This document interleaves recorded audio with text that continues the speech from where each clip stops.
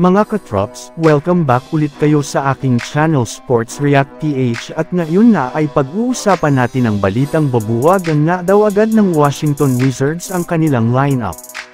Pag-uusapan na rin nga natin ngayon dito sa ating panibagong video ang balitang natanggalan nga daw po ng player ang Los Angeles Lakers sa kanilang lineup.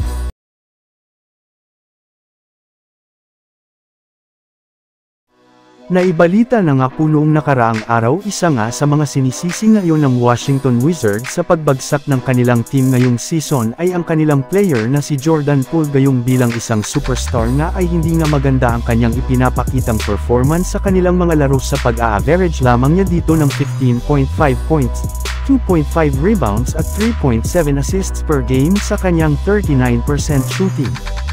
At ang mahirap pa dyan napakababa rin naman nga ng efficiency nito sa kanilang mga nakaraang laban. Kaya ikinumpirma na nga ng sikat na NBA insider na si Mark Stein na balak na nga ng front office ng Washington Wizards na i-trade si Jordan Poole ngayong season gayong naniniwala nga sila na hindi ito ang magiging cornerstone o main man ng kupunan. Bukod rin naman na kay Jordan Poole ay bukas na rin naman ang front office ng Wizards na i-trade ang iba pa nilang mga players na sina Tyus Jones, Landry Shamet at si Danilo Gallinari.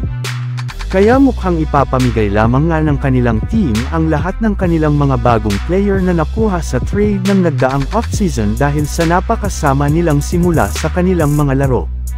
Samantala pumunta naman tayo sa ating sunod na pag-uusapan ngayon sa balitang natanggalan na daw po ng player ang Los Angeles Lakers sa kanilang lineup. Katulad nga mga katrops, nang napag-usapan natin, matapos nga ang pagkapanalo ng Lakers kontra sa Jazz ay umangat na nga sa 4 wins at 0 losses ang kanilang record sa group stage ng in-season tournament at ang maganda pa dyan ay sila na rin naman nga ang kauna-unahang kupunan sa Western Conference na nakapasok sa quarterfinals ng in-season.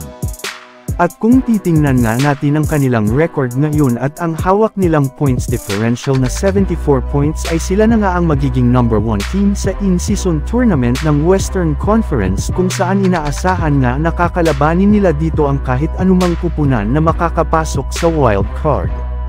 Kaya dahil nga dyan ay medyo relax na nga po ngayon ang kanilang mga players at kanilang mga fans na hindi na kinabahan pagaya ng mga nagdaan nilang laro.